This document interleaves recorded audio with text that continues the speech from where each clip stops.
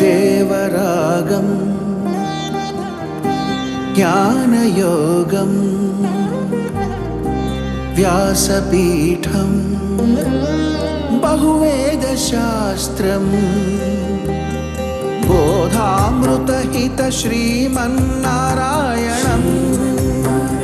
శివగౌరీ సంభాషిత సకల పురాణం అష్టాక్షరి పంచాక్షరి మంత్రావరణం అఖిల దేవతా సంస్తుతి పారాయణం జయమంగళకరమీ ప్రవచన శ్రవణం అనుదినము శుభము సుఖము జీవన గమనం దేవరాగం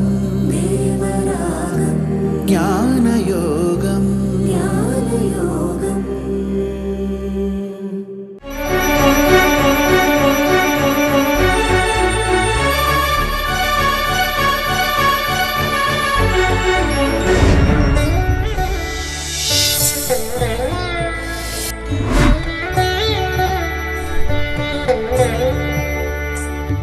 ఆపదామపహర్తారం దాతారం సర్వసంపదాం లోకాభిరామం శ్రీరామం భూయో భూయో నమామ్యహం.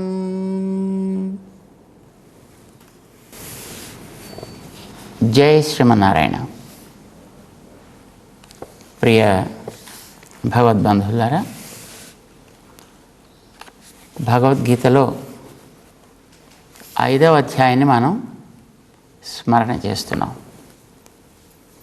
ఇందులో భగవంతుడు సాంఖ్య యోగౌ పృథక్ బాలాః ప్రవదంతి న పండితాః అని చెప్పాడు. అంటే సాంఖ్యము వెనకాతలు నడిపే జ్ఞానము, యోగము శరీరంతో చేసే పని, ఇవి రెండు వేరు కాకూడదోయ్, ఇవి రెండు ఒకదానితో ఒకటి కలిసి సాగాలి. ఇది బుద్ధిమంతులు చెప్పే మాట. ఇవి రెండు వేరు అనుకోవడం బుద్ధి వికసించని వాళ్ళు చేసే ఆలోచన, బాలురు చేసే ఆలోచన అంటూ ఆరంభం చేశాడు. దాన్ని వివరించడం ప్రారంభం చేశాడు. అది ఎలా, జ్ఞానం ఏం చేస్తుంది, చేసేటటువంటి పనులు ఏమేమిటి, వీటిని క్రమంగా వివరిస్తూ అది ఎలా చేయాలి అని చెప్తూ వస్తున్నాడు. సాధారణంగా ఇప్పుడు ఏదైనా మనం పని చేస్తున్నామంటే శరీరంతో పని చేస్తాం, వెనక అతను ప్రాణం ఉంటే పని చేస్తాం, మనసు సవ్యంగా నడిపిస్తే పని చేస్తాం, బుద్ధి దానికి ఇది చేయొచ్చు ఇది చేయకూడదు అని ఏదైనా ఒక మార్గదర్శనం చేస్తే పని చేస్తాం. అసలు ఇంతటికీ వెనకాతల జ్ఞానం అనేది ఒకటి సప్లై ఉంటే అప్పుడు మనం పనిచేస్తాం. ఆ జ్ఞానాన్ని సప్లై చేసేది మనమే అంటే జీవుడు. ఈ జీవుడు అనేవాడు సప్లై చేస్తుంటాడు. ఈ జీవుడు సప్లై చేసి బుద్ధితో ఒకటి నిర్ణయం చేసి మనస్సుకి ఒక నిశ్చయాన్ని కలిగిస్తే అది ఇంద్రియాలని ప్రేరేపించి శరీరంతో పనిచేస్తుంది. అప్పుడు మనకి బాహ్యంగా జరిగేటటువంటి ఒక ప్రవృత్తి సాగుతుంది అన్నమాట. కానీ ఇంత జరుగుతున్నా చేసేదైతే శరీరం, చేయించేది వెనకాతలు ఉండేటటువంటి జీవుడు. చేసేది శరీరం అయినా నేను చేస్తున్నాను అని అనుకుంటాడు. ఇంకొంచెం మనం ఆలోచిస్తే నిజానికి మనం కూడా కాదు ఈ శరీరం దాకా జ్ఞానాన్ని పంపించి పని చేయించేది. మరి ఎవరు పని చేయిస్తున్నారు? 5వ అధ్యాయం దాన్ని చెప్పడం కోసమే బయలుదేరింది. ఎవడు చేస్తున్నాడో వాడి మీద బాధ్యత పెట్టాలి, ఎవడు చేయిస్తున్నాడో వాడి మీద బాధ్యత పెట్టాలి. చేయించేది ఎవరు అంటే లోపల ఉండి జీవుడు చేయిస్తున్నాడా, లేకపోతే మనసు చేయిస్తోందా, బుద్ధి చేయిస్తోందా, ఇంద్రియాలు చేయిస్తున్నాయా, ఈ శరీరం పని చేస్తోంది అంటే ఎవరి వల్ల? నిజానికి ఇవేవీ కాదు. ఆ జీవుడికి కూడా వెనకాతల మరొకడుండి వాడు పనిచేస్తున్నాడు. వాడి పేరు భగవంతుడు అన్నారు. దైవము అని అంటారు, పరమాత్మ అని అంటారు, రకరకాల పేర్లతో పిలుస్తారు. ఆయన బ్రహ్మ అని కూడా అంటారు. గతంలో 3, 4, 2 అధ్యాయాల్లో వీటి గురించి ఆయన వర్ణిస్తూ నేను అని ఎదుర్కొండా ఉండేటువంటి తనని చూపించాడు. నేను నీకు వెనకాతలుండి నడిపించేవాణా, కనుక నువ్వు నా యందు భారాన్ని పెట్టు అని గతంలో చెప్తున్నాడు. దాన్ని ఈ 5వ అధ్యాయంలో చివరికి వెళ్ళిన తర్వాత ఎందుకు పెట్టాలి ఆయన మీద అనే దాన్ని స్పష్టం చేస్తాడు. ఇందులో చివరి శ్లోకం ఒకటి ఉంది. భోక్తారం యజ్ఞ తపసాం సర్వలోక మహేశ్వరం సుహృదం సర్వభూతానాం జ్ఞాత్వా మాం శాంతి మృచ్చతి. చివరికి వెళ్ళిన తర్వాత చెప్తాడు. అక్కడ దాకా తీసుకువెళ్ళడానికి ముందర కావలసినటువంటి మార్గాన్ని తయారు చేస్తున్నాడు ఆయన. దీనికి ఒక పేరు పెట్టారు మన వాళ్ళు శాస్త్రంలో. దీన్ని స్థూలారుంధతి న్యాయము అని అంటుంటుంది. అంటే కనిపించే దాని దగ్గర నుంచి ఆరంభం చేసి దాన్ని అర్థం చేసుకునేట్లుగా చేస్తూ క్రమంగా క్రమంగా క్రమంగా కనిపించని దాని దాకా తీసుకువెళ్ళడము అని అర్థం. మనకి నక్షత్రాలను చూపించేటప్పుడు మనకంటే వివాహం చేసుకున్న వాళ్ళకి నక్షత్రాలను చూపించేటప్పుడు రాత్రి ఎప్పుడో ఇదివరకు జరిగేవిట వివాహాలు. సో దంపతులు ఇద్దరికి తీసుకెళ్ళి వివాహాలు అయిన తర్వాత వాడికి నక్షత్రాలను చూపిస్తారు. అరుంధతి నక్షత్రాన్ని చూపించాలి అని నియమం ఏదో ఉంది. ఈ అరుంధతి నక్షత్రం ఎక్కడ ఉంటుంది అంటే ఆకాశంలో చూసి అరుంధతిని చూడవా అంటే ఏం కనిపిస్తుంది వాడికి? 6 కోట్ల అప్పు కనిపిస్తోందండి అన్నాడు పాపం ఆయన చూస్తే అట్లాగా. సో ఆ అరుంధతి నక్షత్రాన్ని చూపించడానికి మొట్టమొదటి కనిపించేదేదో ఒకటి చూపించాలి. క్రమంగా క్రమంగా క్రమంగా కనిపించని దాని దాకా తీసుకెళ్ళాలి. ఉత్తరపు దిక్కుకేసి చూస్తూ కొంచెం జాగ్రత్తగా గమనిస్తే ఓ 7 నక్షత్రాలు కనిపిస్తాయి. 4 రెక్టాంగులర్గా ఉంటాయి, ఒక 3 వెనకాతలకి తోకలా కనిపిస్తాయి. ఇది చూపిస్తారు మొట్టమొదట. అది చూసావా, మంచం కోళ్ళలా 4, గాలిపటం తోకలాగా వెనకాతలు ఒక 3 అని చూపిస్తారు. చూస్తే కనిపిస్తోందా? ఇదివరకు చిన్నప్పుడు వయసులో ఉండేటప్పుడు పెళ్ళిళ్ళు చేసేవారు కదా, వాడికి నిద్ర వస్తూ ఉంటుంది, ఆ పిల్లకి నిద్ర వస్తూ ఉంటుంది, చేయించే వాళ్ళకి నిద్ర వస్తూ ఉంటుంది, చేసేవాళ్ళకి నిద్ర వస్తూ ఉంటుంది. ఇంక అడిగాడు కనుక పంతులు ఏం చెప్పాలి? కనిపిస్తోందా అంటే కనిపిస్తోంది అండి. కనిపిస్తుంది కదా 4 అంటే కనిపిస్తోంది అండి. చూసావా అరుంధతిని అంటే అదేనండి అరుంధతి అంటే కాదురా, ఆ 4 కనిపిస్తున్నాయి కదా, వాటి వెనకాల తోక కనిపిస్తోంది కదా, ఆ తోకగా ఉండే 3 చూసావా, అలా 1, 2, 3 అలా కనిపిస్తాయి. కనిపిస్తుందండి. ఆ 3 మధ్యలో ఉంటుంది చూసావా ఒకటి, కనిపిస్తుందండి. ఆ మధ్యలో కనిపించే దాని పేరే వశిష్ఠుడు అంటారు. ఓహో అలాగండి, సరే. ఆ వశిష్ఠుడు కొంచెం పక్కగా చూస్తే ఇంకో చిన్నది మిణుకు కనిపిస్తూ ఉంటుంది చూడు, అదిగో అది అరుంధతి. అది చూడాలి అని అంటారు. ఎందుకు చూడాలి? వాళ్ళ అంత తంటాలు పడి అనేది అది వేరే విషయం అనుకోండి. ఆ చిన్న నక్షత్రాన్ని చూపించడానికి మొదట కనిపించే ఆ 4 చూపించి, అంతకంటే కొంచెం తక్కువగా ఉండే తోకని చూపించి, అంతకంటే చిన్నగా ఉండే మధ్య చూపించి, దాని పక్క నుండి చిన్నదాని దగ్గర తీసుకుపెడతారు. ఇది కనిపించేదాని దగ్గర నుంచి కనిపించని దాని వైపు ప్రయాణము. Journey from seen to unseen. ఇది సాధారణంగా మన వాళ్ళు అవలంబించే ఒక విధానం. ఇది శాస్త్రాల్లో ఉంది, ఇప్పుడు కూడా ఉంది. వేదాల్లో తైత్తిరీయము అని ఒక శాఖ ఒకటి ఉంది. దాంట్లో బ్రహ్మం తెలుసుకోవాలి అని కుర్రాడికి సందేహం కలిగింది, జిజ్ఞాస ఏర్పడింది. అంటే బాగుంది నాన్న, బ్రహ్మ అంటే ఏంటయా అని అడిగాడు ఆయన. బ్రహ్మ అంటే ఏం చెప్పాలి వాడికి? చిన్నపిల్లాడు అడిగిన ప్రశ్న చూస్తే చాలా పెద్దది. అప్పుడు ఆయన చెప్పడం కోసాన్ని ప్రారంభం చేసి ఏది అన్నిటి పుట్టుకకి కారణమో, ఏది అన్నింటి గిట్టుటకి కారణమో, ఏది అన్నింటి ఉనికికి కారణమో అది బ్రహ్మ అన్నాడు ఆయన. ఏముంటుంది అలాంటిది అని అడిగాడు ఆయన. ఆలోచించు. అంటే ఒకటే అన్నిటినీ పుట్టించాలి, ఒకటే అన్నింటినీ అబ్జార్బ్ చేసుకోవాలి, ఒకటే అన్నింటినీ ప్రొటెక్ట్ చేస్తూ ఉండాలి. మరి అలాంటిది ఏది ఉంటుందో చూసి దాని గురించి నువ్వు పరిశీలన చేయవాయ్ అన్నాడు పిల్లాడిని వాళ్ళ తండ్రి. వాళ్ళ తండ్రి పేరు వరుణుడు అని పేరు అతను, వాళ్ళ కొడుకు పేరు భృగు అని పేరు అన్నమాట. సరే, ఇతను పరిశీలన చేద్దాం బహుశా కొంతకాలం పరిశీలన చేసి ఉంటాడు. ఎంతకాలం పరిశీలన చేసి ఉంటాడు అని మనకు తెలియదు. కానీ మళ్ళీ తిరిగి రావడం తండ్రి దగ్గరికి మనకి తెలుస్తుంది ఆ ఉపనిషత్తులో. నాన్న నాకు తెలిసిందయ్యా అన్నీ దేనించి పుడుతున్నాయో అని.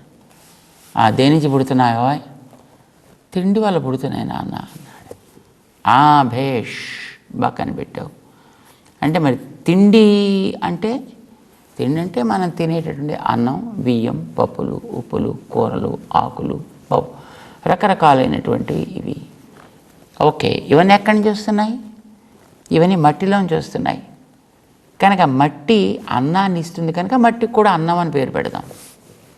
సరే, బాగానే ఉంది, మరేం పర్వాలేదు. అయితే ఇప్పుడు ఇవన్నీ ఎక్కడి నుంచి వస్తున్నాయి అంటావు?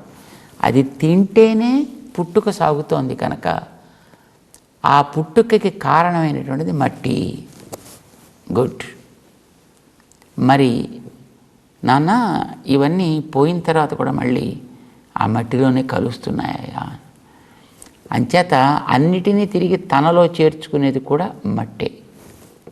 ఓ భేష్, బాగా ఆలోచించావాయ్.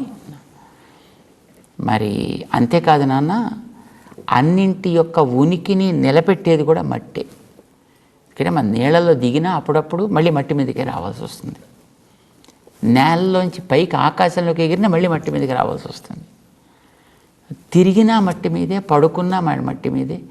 ఏదైనా ఉండడం అనేది జరుగుతోందంటే మట్టితోటే జరుగుతోంది కనుక మనకి ఉండడానికి కారణం కూడా మట్టే. ఎవరికి? అన్ని ప్రాణులకి కూడా. ఈ అన్ని ప్రాణులకి పేరేంటి? భూతాలు. మనం గతంలో చాలాసార్లు అనుకున్నాం, భూతం అంటే ఉనికి కలిగిన ఒక పదార్థము. లేదు, అది ఉండి క్రమంగా మారుతూ ఉంటే దాని పేరు భూతము అని అంటాము. నేను ఓ భూతమే, నువ్వు ఓ భూతమే, మన చుట్టూ ఉండే వాళ్ళందరూ కూడా భూతాలే, కనిపించేటటువంటి ప్రతి ప్రాణి కూడా భూతమే. ఇవన్నీ కూడా ఉన్నాయి కదా. All these are existing. దేన్ని మనం చూసి దిస్ ఈజ్ అన్ ఎగ్జిస్టెంట్ అంటామో దానికల్లా భూతము అని పేరు. ఓకే, బాగుంది. నాన్నగారు మొట్టమొదటి ఒక లక్షణం చెప్పాడు పిల్లాడికి. యతోవా ఇమాని భూతాని జాయంతే, దేని నుంచి ఇవన్నీ పుడుతున్నాయో, ఏన జాతాని జీవంతి, దేని చేత ఇవన్నీ కూడా పుట్టినవన్నీ కూడా ఉంటున్నాయో, పుట్టాలి, అదొకటే లక్షణం. యత్ప్రయంతి, దేంట్లోకి వెళ్ళి ఇవన్నీ చేరుతున్నాయో, అంతేకాదు అభిసంవిశంతి, మళ్ళీ తిరిగి రానక్కర్లేకుండా ఉండే చోటుకి ఎలా చేరుతున్నాయో. తద్విజిజ్ఞాసస్వ తద్బ్రహ్మేతి, దాని పేరే బ్రహ్మ అంటారు. చేత నువ్వు అడిగావు బ్రహ్మ అంటే ఏమిటి అని. గొప్పది, పెద్దది, పెంచేది, ఆనందాన్ని ఇచ్చేది. ఏదది? నీకు మట్టే కనిపిస్తోంది నాన్న. సతపో తప్యత సతపస్తప్త్వా, ఎంతకాలం దాని మీద అతను ఆలోచన చేశాడు అనేది మనకు తెలియదు. కానీ చేసిన ఆలోచన అద్భుతంగా చేశాడు పిల్లాడు మాత్రం. చక్కగా 3 లక్షణాలు నాన్నగారు చెబితే ఆ లక్షణాలు దేనికి పడతాయి అనేది అతను సవ్యంగా గమనించాడు. గమనించి వచ్చాడు, తండ్రి గారితో చెప్పాడు. తండ్రి గారు విన్నారు. పిల్లవాడి యొక్క ఆలోచన శైలి బాగుంది కనుక ఇతన్ని ఇంకొక మెట్టు పైకి ఎక్కేట్టుగా చేయాలి అనుకున్నాడు. ఓకే, పిల్లవాడితో చెప్పాడు ఆయన, నాయనా నువ్వు మట్టిలోంచి వచ్చే అన్నం వల్ల ఇవన్నీ కూడా బతుకుతున్నాయి, మట్టిలోనే కలుస్తున్నాయి, మట్టి మీద జీవిస్తున్నాయి. ఇదంతా చాలా చక్కగా చెప్పావు, చాలా బాగుంది ఈ ప్రాణులన్నింటికీ కదా. కానీ ఈ ప్రాణులు ఈ మట్టి మీద తినాలన్నా, తిరగాలన్నా, ఉండాలన్నా, ఏదన్నా మరి ఒకసారి బతికి ఉన్నాయి, ఒకసారి పోయాయి అని ఇలా అంటున్నారు కదా. మరి అన్నం లేకపోయినా కొంతమంది ఉంటున్నారు కదా, అన్నం లేకపోయినా కొంతకాలం ఉండగలుగుతున్నారు కదా, అన్నం లేకపోయినా తిరగగలుగుతున్నారు కదా. మరి చూడు, ఆలోచించి చూడు, నువ్వు అన్నం వల్ల ఇవన్నీ జీవిస్తున్నాయి అన్నావు, కానీ అన్నాన్ని వదిలిపెట్టి ఉండేవాళ్ళు కూడా కొంతమంది ఉంటున్నారు కదా. ఆలోచించి చూడు ఒకసారి, మళ్ళీ కొంచెం తపస్సు చేశాడు, మళ్ళీ వెళ్ళాడు పిల్లాడు. ఎంతకాలం మళ్ళీ పరిశీలన చేశాడు అనేది మనకు తెలియదు. కానీ మళ్ళీ తిరిగి వచ్చాడు నాన్నగారి దగ్గరికి కొంతకాలం తర్వాత. తండ్రి గారితో చెప్పాడు, నాన్న నిజానికి నేను అనుకున్నాను మట్టి వల్లని, కానీ కాదు, ఇవన్నీ ప్రాణం వల్ల బతుకుతున్నాయి, ప్రాణం ఉంటే జీవిస్తున్నాయి, ప్రాణం పోతే లేకుండా పోతున్నాయి, ప్రాణం ఉన్నప్పుడే వీటి యొక్క ఆ గమనం జరుగుతోంది తప్ప మిగతా అప్పుడు కాదు. కనుక అన్నం అనేది వాస్తవమే అయినా అన్నం కంటే కూడా అన్నాన్ని వదిలినప్పటికీ కూడా కొంతకాలం ఉండగలుగుతున్నాయి అంటే ప్రాణం వల్ల. ప్రాణం లేకపోతే ఇవే ఉండలేకపోతున్నాయి, ప్రాణం మీద జీవిస్తున్నాయి. కనుక అన్నమే బ్రహ్మ కాదు నాన్న, అన్నం కూడా బ్రహ్మ, కానీ ఇది మినీ బ్రహ్మ. కానీ నిజమైనటువంటి బ్రహ్మ ప్రాణము అన్న కనిపించింది. ప్రాణో బ్రహ్మేతి వ్యజానాత్. ఎందుకని? ప్రాణాద్యేవ ఖల్విమాని భూతాని జాయంతే ప్రాణేన జాతాని జీవంతి ప్రాణం ప్రయంత్యభిసంవిశంతి. పాపం చూశాడుగా తండ్రి, కరెక్ట్, నువ్వు చెప్పింది చాలా బాగా చెప్పావు, నీ యొక్క గమనం చాలా బాగుంది, నువ్వు నిజంగా ఆలోచిస్తున్నావు, బాగా ఆలోచిస్తున్నావు. అన్నం ఉన్నా ఒక్కొక్కవేళ అన్నాన్ని మానినప్పటికీ కూడా బ్రతకగలుగుతున్నాడు, కానీ ప్రాణం లేకపోతే మాత్రం బ్రతకలేకపోతున్నాడు, ప్రాణం లేకపోతే ఉండలేకపోతున్నాడు. ప్రాణాలు పోతేనే ఇంకెందుకు పనికిరాని స్థితి ఏర్పడుతోంది. కనుక ప్రాణమే కారణము మానవ జీవితానికి. చేత ప్రాణం బ్రహ్మ అనొచ్చా అంటే ఎస్ నాన్న, ప్రాణమే బ్రహ్మ. మరి ప్రాణం బాగుంది, కానీ అప్పుడప్పుడు కొంతమంది ఆ ప్రాణాన్ని కూడా నియంత్రిస్తున్నారు. గాలి మామూలుగా మనం ఏదో నిమిషానికి ఓ 10 సార్లు 15 సార్లు పీల్చడం వదలడం ఇట్లాంటిది మనం చేస్తున్నాం కనుక బతుకుతున్నాం అని అనుకుంటున్నావు. కానీ కొంతమంది గంటల తరబడి ప్రాణాన్ని స్తంభింపచేసి ఉంటారు. కొంతమంది రోజుల తరబడి ప్రాణాన్ని స్తంభింపజేస్తారు. కొంతమంది నెలల తరబడి స్తంభింపజేస్తారు. కొంతమంది సంవత్సరాల తరబడి స్తంభింపజేసేవాళ్ళు కూడా ఉంటారు. కొంతమంది ఎక్కడో గుహల్లోకి వెళ్ళిపోయి కూర్చుని గాలి చొరడానికి అవకాశం లేని చోట ఏడాది 2 ఏళ్ళు అలా ఉంటూ ఉంటారు. అలా ఉండేవాళ్ళు కొంతమంది ఉన్నారు. అలా ఎలా ఉండగలుగుతారు అంటే వాళ్ళు ఒక హైబర్నేషన్ మూడ్లోకి వెళ్ళిపోతారు అన్నమాట. వాళ్ళలాగా మొత్తం అంతా స్టాండ్ స్టిల్ అయిపోతుంది. అంతవరకు వాళ్ళు గాలి పీల్చరు, గాలిని వదలరు. మరి ఉంటున్నారు కదా జీవులు అలాగా. చేత ప్రాణాన్ని గాలి పీల్చుకుంటూ ఉంటూనే గాలితోనే అది ఉంటేనే వీడు ఉండడం, లేకపోతే లేకపోవడం అది లేదు కదా అన్నాడు నాన్న పిల్లవాడితోటి. అవునా, నా నిజమే, మళ్ళీ వస్తా అన్నాడు. సతపోతప్యత సతపస్తప్త్వా. మళ్ళీ వెనక్కి తిరిగి వచ్చాడు కొంతకాలం తపస్సు చేసి. వచ్చిన తర్వాత అతనికి తెలిసింది, నాన్న ప్రాణాన్ని కూడా మనిషి కావాలనుకుంటే నిలపచ్చు, మనస్సుతో నిలపచ్చు.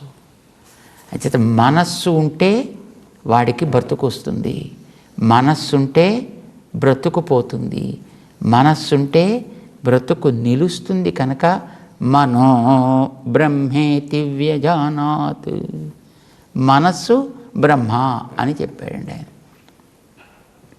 తర్వాత మళ్ళీ తండ్రి గారు మళ్ళీ మార్గదర్శనం చేస్తారు. మనస్సు వల్లనే జరుగుతున్నాయా లేదా ఒకసారి చెక్ చేయవా. మనస్సు అనేది ఒక పరికరం. మనస్సు ఇలా ఉండాలనుకుంటే అలా ఉంటుంది, అలా ఉండాలనుకుంటే అలా ఉంటుంది. ఎందుకని అంటే మళ్ళీ ఆలోచించి వస్తానని పెడతాడు ఆ పిల్లాడు. మళ్ళీ తిరిగి వచ్చాడు. నాన్న తెలిసిందయా, మనస్సుని కూడా కంట్రోల్ చేసేటటువంటిది మనిషి యొక్క బుద్ధి, జ్ఞానము. కనుక విజ్ఞానం బ్రహ్మేతి వ్యజానాత్, విజ్ఞానమే బ్రహ్మమయ. జ్ఞానముతోటే మనస్సును నడిపిస్తున్నాడు, జ్ఞానంతోటే వాయు సంచారం జరుగుతోంది, జ్ఞానంతోటే ఆహారం తయారవుతోంది, మట్టిలో ఉండడం పోవడం ఇవన్నీ కూడా జ్ఞానంతో జరుగుతున్నాయి. జ్ఞానం బ్రహ్మ అన్నాడు. మరి ఆ జ్ఞానం కూడా ఒకసారి పనిచేస్తుంది, ఒకసారి పనిచేయట్లేదు కదా. అంటే అప్పుడు ఆనందో బ్రహ్మేతి వ్యజానాత్, జ్ఞానమును కూడా నడిపించేటటువంటి తత్వం ఒక్కటి ఉందయా, అది అనుకూలతని ఆస్వాదింపచేసేటటువంటి ఆనందం అనే పేరు కలిగిన తత్వం ఒక్కటి, అదే బ్రహ్మము అని చెప్తాడు ఆయన. ఇప్పుడు నీకు తెలిసింది. అప్పుడు అతన్ని అంగీకరిస్తాడు ఆ తండ్రి అని ఆ ఉపనిషత్తు మనకి చెప్తుంది. అర్థాత్ ఆనందం దాకా తీసుకువెళ్ళడానికి అన్నం దగ్గర నుంచి ప్రారంభించి అన్నము, ప్రాణము, మనస్సు, విజ్ఞానం, విజ్ఞానమును కలిగిన విజ్ఞాత జీవుడు వెంట నడిపించేటటువంటి ఆనంద స్వరూపుడు అయినటువంటి బ్రహ్మము అని అక్కడ దాకా కనిపించే వస్తువు దగ్గరించి ప్రారంభించి కనిపించని దాకా తీసుకువెడతాడు. మన జీవితాలకు కూడా అంతే. మనం ఎన్నో పనులు చేస్తూ ఎంతో అలసిపోతూ ఇదంతా నా వల్లే జరుగుతోంది, ఇదంతా నా వల్ల నేను నడుస్తోంది, ఇదంతా మొత్తం నేను చేసేదే, ఇదంతా నాకే అని మనం ఒళ్ళు విరుచుకుంటూ ఉంటాం, కాలర్ ఎగరేస్తుంటాం, పలుకులు మాట్లాడుతుంటామే. నిజానికి ఇవన్నీ మనమా చేసేది అని ఆలోచిస్తే కొంచెం కృష్ణుడు చెప్తున్నాడు, నాయనా ఈ వెనకాతల వీటన్నిటినీ చేసేది ఎవడో తెలుసుకుని వాడి యందు నువ్వు భారాన్ని పెట్టగలిగినట్లయితే, వాడి యందు నువ్వు వీటిని నిలబెట్టగలిగినట్లయితే అది నీకు క్షేమకరమా. వాడు ఇచ్చినది ఈ వ్యవస్థ అంతా కూడా. కనుక ఈ వ్యవస్థను నువ్వు చేయిస్తూ ఇది వాడిది అని గుర్తించు. గుర్తిస్తే జ్ఞానము, చేస్తే కర్మము. కనుక జ్ఞానము కర్మము రెండు కలిసి సాగాలోయ్. ఉత్త జ్ఞానాన్ని విడదీస్తే, ఉత్త కర్మని విడదీస్తే అన్నాన్ని అన్నం, పచ్చడిని పచ్చడి తిన్నట్టు కాకూడదు, రెండు కలిపి సాగాలి. కనుక ఏది గొప్పది అనే ప్రశ్న సరికాదోయ్.